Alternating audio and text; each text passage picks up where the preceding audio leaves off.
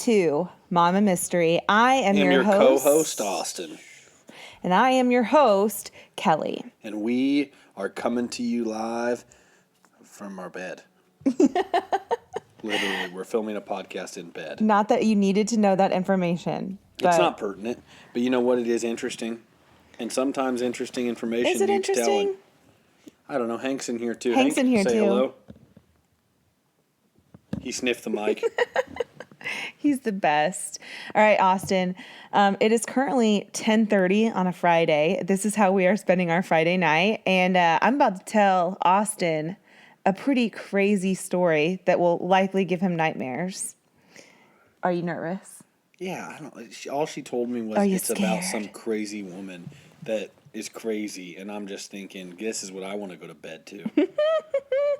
Have nightmares of Kelly waking me up going, I told you to load the dishwasher. I told you to load the dishwasher. Holding a knife over my face. Oh my gosh. You know, it's funny that you know nothing about this story, but you just said those things.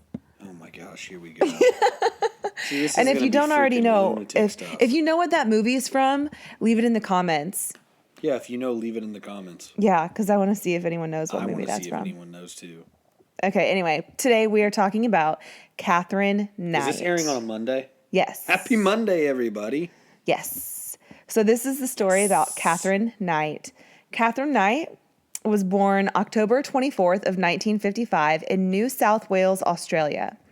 Katherine's mom, Barbara, was married to a man named Jack Ruhan, and they had 4 boys together, but Barbara started having an affair with one of Jack's coworkers.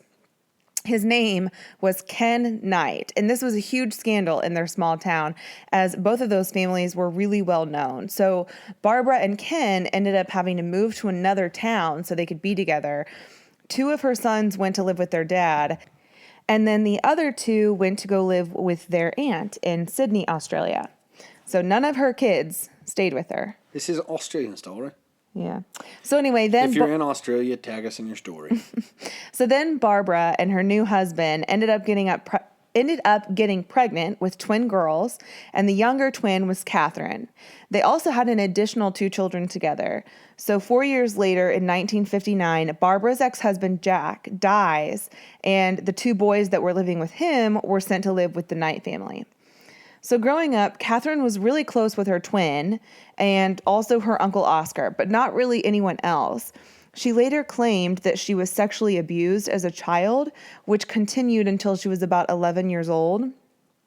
She says that she was raped by members of her family, but didn't say which members, and none of those included her father. In 1969, Katherine is about 14 years old when her uncle Oscar, that she was super close with, commits suicide. This was devastating to Katherine, and meanwhile, things at home were getting really out of hand. Her dad, Ken, was an alcoholic who became very violent with Katherine's mother. He was known to use violence and intimidation to rape Barbara, and sometimes he would rape her up to 10 times per day. That pisses me off so bad to hear. I hate stories like this. Ugh. So Katherine knew this because Barbara was super open with Katherine about her sex life and how much she hated men and how much she hated having sex with her husband. I don't know why you would say that to your daughter, but I don't know. It just goes to show you like how messed up her upbringing was. So later when Katherine would confide in her mom about sexual things that her and her partners wanted her to do, Barbara would just tell her to put up with it and stop complaining. Big yikes. I'm just shaking my head over here. Yeah. So in school, her classmates remember 2 versions of Katherine. Some remember her as a model student who was very pleasant, but some remember her as a bit of a loner who had violent outbursts. And she would often bully younger, smaller students, and at one point assaulted a fellow student with a weapon. And another time, she was injured during an altercation with a teacher who claimed that she was acting in self-defense. So these are clearly 2 very different personalities that we're talking about here. But you're starting to see, just, I don't know, kind of like a little bit of her true colors. Right. 2 completely different people. So Katherine left school at age 15 and got a job as a cutter in a clothing factory. And then the following year, she found her, quote, dream job working at a slaughterhouse, where she was quickly promoted to a boning position and was given her own set of knives. Apparently, she was really good at this job. She enjoyed it very much. She would essentially just be cutting the meat off of bones of various animals, I guess. Hey, whatever floats people's boats, and I'm fine with people having a dream job to be a fry cook if that's what you need, because the world needs fry cooks. But nobody has a dream job of being a cutting person boner at a factory. Nobody says, I want to grow up and be a boner in a meat factory. Maybe like a 12-year-old boy who's nobody just does, trying to make jokes. I want to grow up to be a boner. Yeah, but not even knowing, because nobody knows what a boner in a meat factory does. Okay, so that's bullshit. Go ahead.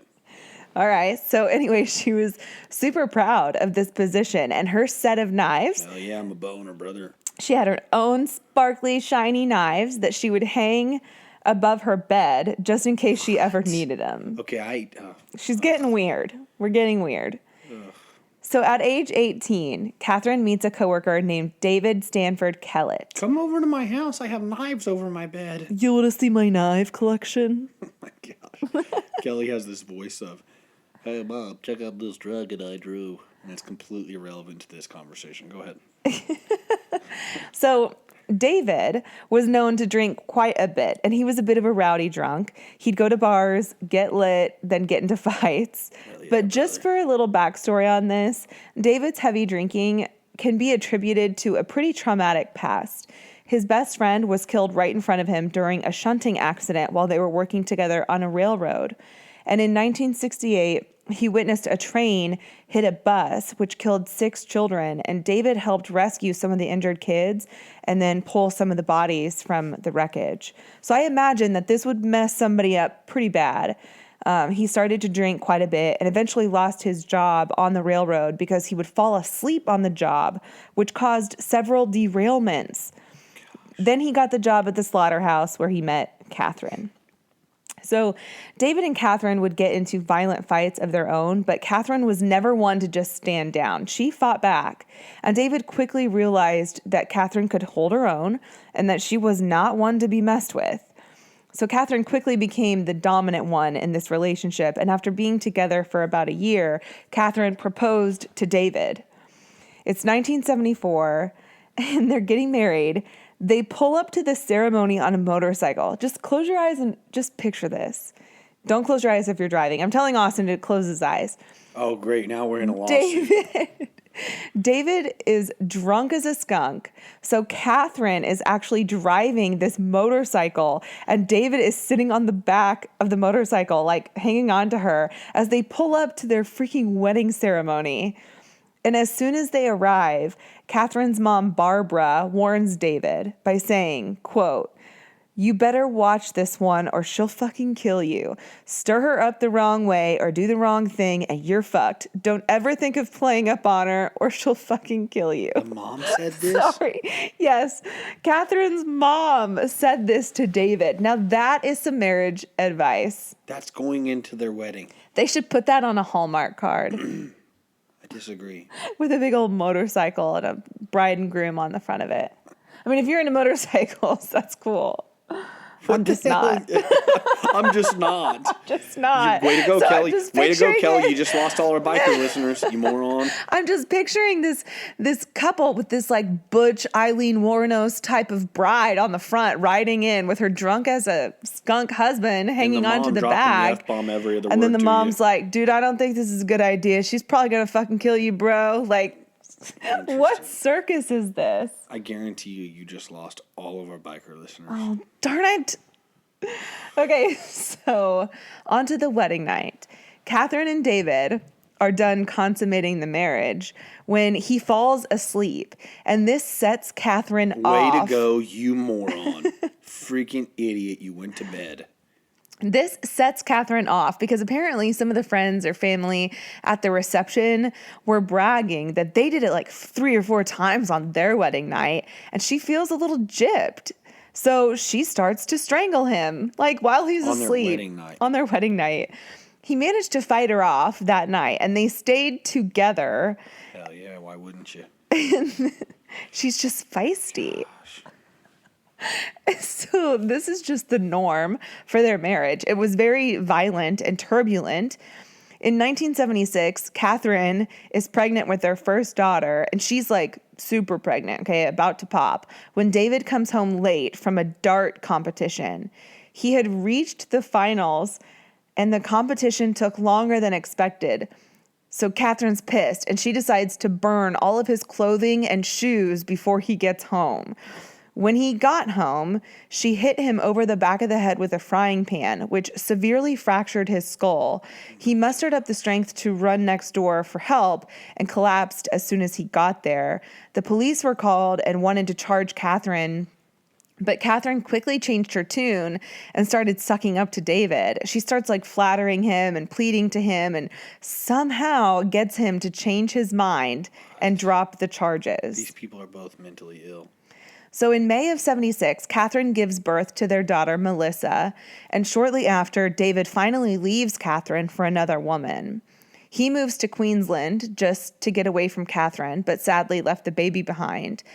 The day after he leaves, Katherine is seen walking down the street with baby Melissa in a stroller, and she's just like violently whipping the stroller from side to side. Someone notices this and calls for help, and Katherine ends up getting admitted to a hospital where she's diagnosed with postnatal depression. So she spent several weeks there before she gets released, gets Melissa back. But right after she's released, she takes 2-month-old Melissa to a railroad, places her on the tracks, and leaves. So thankfully, a man was out foraging near the railroad when he heard Melissa crying. He found Melissa and rescued her just minutes before a train passed. So Katherine gets arrested that day after she's found waving an axe in town, threatening to kill multiple people. And she gets readmitted to the hospital, but somehow she was able to sign herself out the following day. Oh my goodness. Insanity. Just total insanity. So just a few days later, Katherine gets arrested again after she slashed the face of a woman with one of her butcher knives. She demanded that this woman take her to Queensland to find David, but the woman escaped when they stopped at it's kind of like a gas station, but there's also a mechanic area over there. So by the time police finally arrived, Katherine had already taken another hostage, a young boy who she was threatening to kill with the knife. Police then attack her with brooms, which I don't fully understand. Like, did you not have guns or those like hard sticks, or I don't know. Brooms was what was written. This is weird. This is okay. I get that this is sad.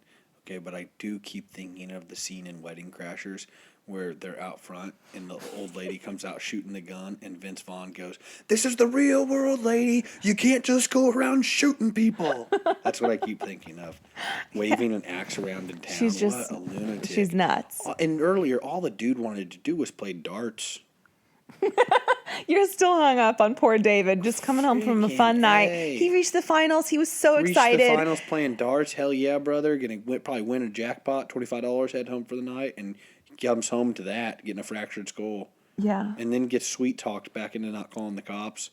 This lady's a Looney Tune. Go ahead.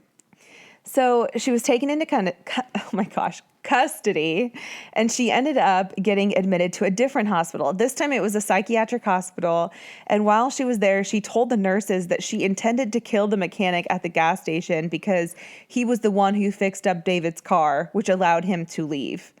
She told the nurses that she planned to kill David and his mom.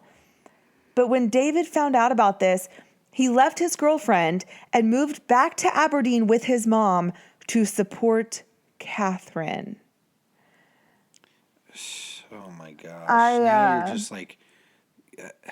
I don't know. I don't know what to say. Just keep going. So on August 9th of 1976, Katherine was released and moved in with David and his mom in a new suburb of Brisbane. So this is Dart David. Dart David's back. Same David with the fractured skull and threats on his life, and yeah, same guy. I don't get it either. I don't get it either, guys. I don't. But I'm going to talk about this at the end. I'm going to give my final thoughts, okay, at the end. Mm-hmm. So anyway, she moves into the suburb of Brisbane with David and his mom. She got a job at another meat processing plant. And on March 6th of 1980, David and Katherine had another daughter named Natasha Marie. 4 years later, Katherine leaves David and moved in with her parents back in Aberdeen before she found a house of her own to rent with her 2 daughters. At one point, she injured her back, so she was unable to continue working. She was put on a disability pension, and the government gave her a housing commission house in Aberdeen. Then in 1986, Katherine meets David Saunders. Things move pretty fast with these two, and David ends up moving in with Katherine after only dating for a few months. However, he kept his old apartment just in case, and sometimes he would go spend time there, which would piss Katherine off because she felt like he was living this whole separate life, and she began to get really paranoid about what he was doing when he wasn't with her. So they would get into fights, and she'd throw him out, and then she'd beg for him to come back, and it was just this super irrational, messy merry-go-round. I feel bad for the kids. Yeah. Oh, yeah. Like, the girls getting to see this, like... Yeah, ultimately, they are the ones that suffer the most from all of this. So in May of 1987, during an argument, Katherine became so enraged. This part really bothers me. It has to do with animals, then, I bet. She became so enraged that she took David's 2-month-old puppy. Oh my gosh, I knew it had to do with animals because this is already effed up. And actually cut the puppy's throat right in front of David as an example of what she would do to him if he ever cheated on her. How did this rewind to when this lady was in the hospital and said, I was going to kill that mechanic? How does she get away with getting out of the hospital? You know, I asked myself that multiple times while I was doing research on this, and I don't know. I don't know if she was just able to manipulate her way out by saying the things that she knew they wanted to hear. I know she was very manipulative, and to be so manipulative, you have to have some sort of level of, like, intelligence. Mm-hmm. So I guess she just knew what to say. But after this fight settled down, Katherine excused her actions by saying she was just cranky. So that's why she cut the dog's throat. Yeah. So the following year, in June of 1988, they have a daughter together named Sarah. David ends up finding them a house, and Katherine decorates the place to feel real homey. She left no space uncovered, and I just want you to picture this house. Throughout the house, she used things like animal skins, skulls, horns, old animal traps, leather jackets, old boots, machetes, rakes, and pitchforks. It sounds like, since you already lost our biker listeners, it sounds like a place you'd rent going to Sturgis. Like, I'm not into bikes either, really. Like, I think bikes are cool. I would have a motorcycle, but I'm not into, like, hell yeah, brother type bikes. I think she was just going for that farmhouse look. It's very trendy. Yeah. She kind of missed the mark, but she tried. Right on. So anyway, Katherine and David get into one argument that was finally the last straw for David. During this fight, Katherine hits David in the face with an iron and stabbed him in the stomach with a pair of scissors. So David is finally like, fuck this, I'm out, and goes back to Scone. He actually goes into hiding and refused to tell anyone where he was at so that she wouldn't be able to find him. Don't blame him. Yeah. But you can see that, like, her fights are getting more and more vicious. Like, the length at which she's willing to go during these fights just keeps getting further and further and further. In a way, but not really. I a little bit disagree with you there. She fractured his skull over darts in the beginning. Yeah. I mean, and now she's stabbing him in the stomach with scissors. What's the difference? And she's cutting puppies' throats. Like, she's just a lunatic ever since the beginning. But I get what you're saying. Go ahead. Yeah. Oh, boy. So Katherine ends up hooking up with another one of her coworkers named John Chillingworth. Sorry, John. They end up having a son together named Eric, and surprisingly, there's not as much drama in this relationship. That is until Katherine starts having an affair with another man named John Price. So she leaves John Chillingworth for John Price. She goes from David to John to John. So John Price, that's where we're at now. That's where this story is going to end. John worked in the local mines and had a couple kids of his own who really liked Katherine in the beginning. In the beginning of the relationship, things were going really well, and they would go to social events together with like minimal drama, and everyone loved John Price. He was a very well-liked guy. In 1995, Katherine moved in with John, and apart from some violent arguments, he said his life with Katherine was, quote, like a bunch of roses, end quote. That is until 1998, when they got into a huge fight because John refused to marry Katherine. So to get back at him, Katherine videotaped something that he had taken home from work. But here's the thing, what he took from work was not actually anything of real value. He took home an expired first aid kit that he took out of the trash. They were going to throw it away anyway, and he salvaged it. But Katherine sent this video to his boss, and they ended up firing him. John loved his job and had been there for 17 years. So when he found out what Katherine did, he understandably kicked her to the curb. But a few months later, John and Katherine rekindled the flame, started things back up again, but John would not allow Katherine to move back in with him. Katherine, being the control freak that she is, didn't handle this very well. She is just not the type of person who you can say no to, apparently. Not equipped to handle life. Yeah, exactly. She pressured him to marry her, and this led to tons of arguments because he refused to marry her. She kept pressuring him, but he kept pushing back. If you're in a relationship and you're having to pressure someone into marrying you, why do you really want to marry them? Like, so you can say, yeah, we're married. What, are you going to feel proud of it? Right. And they didn't even want to marry you? It becomes just a ploy for what everybody else thinks, not for what you guys think. Yeah, it's never going to be a real genuine situation. And if you don't want to get married, then that's fine. Live life together. Right. Learn to accept There's nothing that. wrong with that either. So every time they would get into these fights, John would tell a friend or a family member so that he could, have someone on his side who knew his side of the story in case she went around and tried to twist it.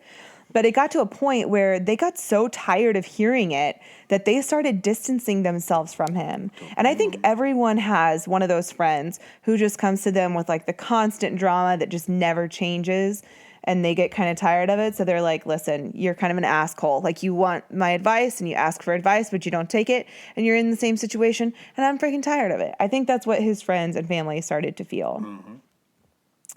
Everyone knew he needed to just leave her. But in February of 2000, Katherine and John got into a physical altercation, and Katherine stabbed him in the chest. So John has had enough. He kicks Katherine out of the house, and on the 29th of February, he goes to the courthouse to file a restraining order against Katherine to keep her away from him and his children. Later that day, he goes to work, and he tells his coworkers that if he doesn't come to work the next day, then it's probably because Katherine did something to him. So that night, John comes home from work and finds that the kids are at a friend's house for a sleepover. He goes to bed around 11 p.m. Katherine shows up, and she lets herself in. She watches TV for a little bit before she heads upstairs to take a shower. And then she wakes up John to have sex, and they end up having sex, and then John falls back asleep. Oh, no. Once John is asleep, Katherine... That's her way of, like, closure with herself, and now she's going to do something crazy. So Katherine reaches over into her nightstand and pulls out a butcher knife. I'm predicting everything in this episode. You really did. You really nailed it. How many times do you think she stabbed him? Let's see if you can guess it. 17. More. 71. 37 times. What the heck? The next morning, it's about 6 a.m., and John's neighbors are alarmed that his car is still in the driveway. When John didn't arrive for work, one of his coworkers was like, oh shit, he just told us that if he doesn't come to work, something's probably wrong. So one of the coworkers goes to his house to check on him. This coworker and one of the neighbors from next door went to the house to wake him up. They go to his bedroom window, and they're knocking on the window to wake him up, but they're not getting any response. So they go around to the front door, and that's where they notice there's blood on the front door. So they call the police, and the police arrive at about 8 a.m. They break down the back door, and what they find is worse than any horror you could possibly imagine. Gosh, this is what I want to hear right before I go to bed. Let's hear it.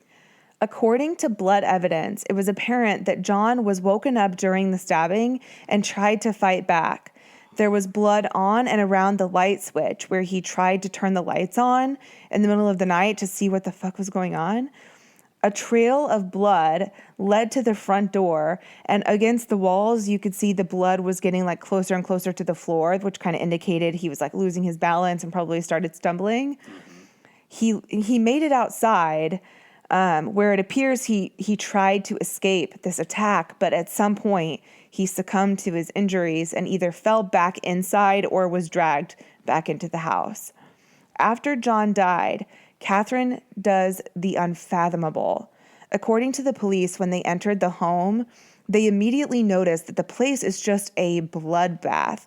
There is blood all over the place. They make their way into the home, and one of the officers is going towards the kitchen, but there's like this big curtain hanging in the door frame that leads into the kitchen. So when he uses his arm to move the curtain out of the way, he notices that his arm is wet. And that's when he notices it's not actually a curtain, it's skin hanging from butcher meat hooks from the door frame. He looks down and sees a torso, but it's just a torso. No legs, no arms or head. He gets a better look into the kitchen and notices that there are meals being prepared, like with veggies and potatoes and gravy. In fact, one of the pots on the stove was still warm. No. And the plates that are prepared indicate that a meal was like being served. Other officers are making their way upstairs when they hear someone snoring. Katherine was passed out on the bed sleeping. They tried to wake her up, but she wouldn't wake up. So they picked her up and carried her outside to get her out of the house. What? They continue searching the house and find that the pot on the stove had John's head in it, and it was cooking. And there's other meat cooking and served on the plates as well. This person was serving up this man and was planning on serving him to his children. She was cooking him along with baked potatoes, pumpkin, zucchini, cabbage, yellow squash, and gravy.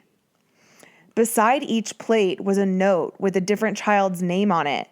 There was also a meal that was thrown out back in the backyard, and investigators think that she threw it out after she tried to eat it herself and couldn't stomach it. Lastly, she left a note to John accusing him of raping her daughter and his other children, but these accusations were later found to be completely baseless. Investigators later found that around midnight that night, which I assume is actually before she attacked John, she took his bank card and withdrew $1,000 from his account from an ATM. But this cash was never found, so police assume that she buried it or hid it somewhere, and it still hasn't been found.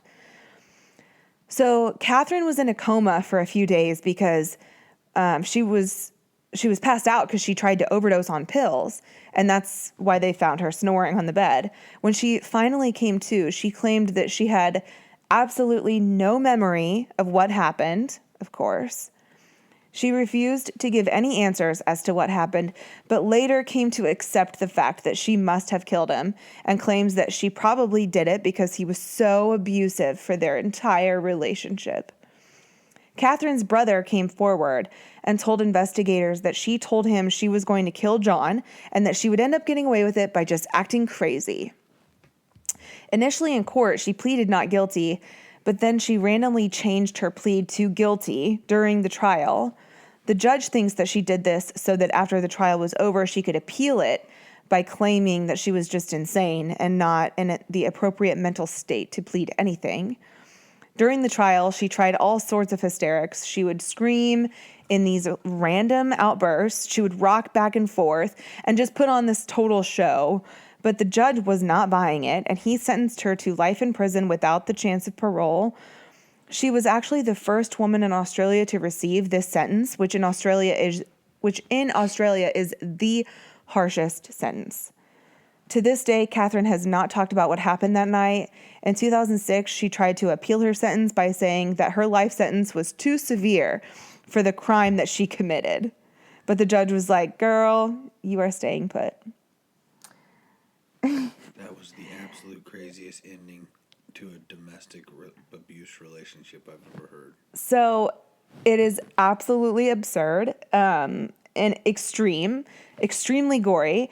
I think, though, my final thoughts here are just that relationships like this do exist. They don't always end this way, but there are a lot of relationships where women are the manipulative, cunning abusers in a relationship, and that doesn't get talked about as much as guys being the abusive ones. And I'm sure that it's probably more common for the male to be the aggressor, but I know of relationships where women were essentially psychopaths and treated men like shit.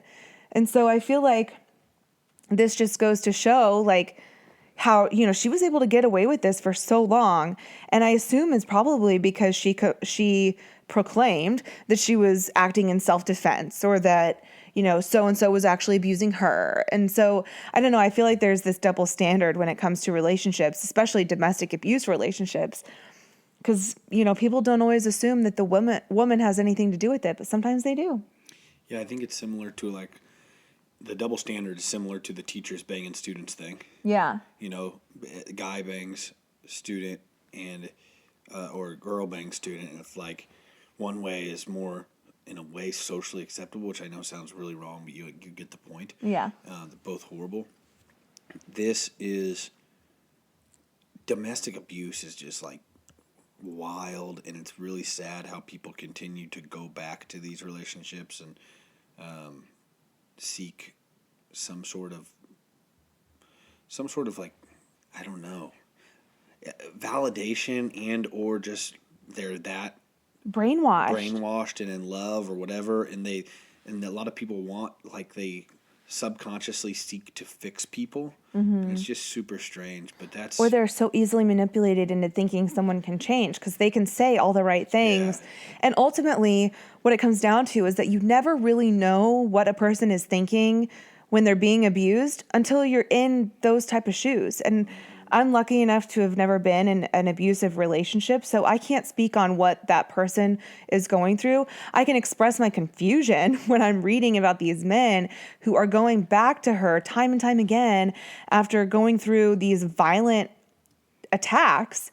And then they go back and it's like, what the hell? Yeah, but men or women, but it's just grasps at hope. I mean, it's I don't know, it's freaking weird. Yeah. It's sad. It happens every minute of every day somewhere. This chick was just absolutely a nutcase and was going to eat him with mashed potatoes and gravy. Yikes. Big yikes. Freaking weird. Apparently she is, in prison, she's like a churchgoer. She goes every Sunday, and she's known to be like a bad bitch amongst her other inmates. I'm sure she probably is, because they're probably fearing for their lives. Sheesh. They probably don't want to cross her, and I wouldn't either. So have a great week, everybody. Mama Mystery out. Bye. Hey, y'all crazy bitch, but you fuck so good I'm on top of it when I dream.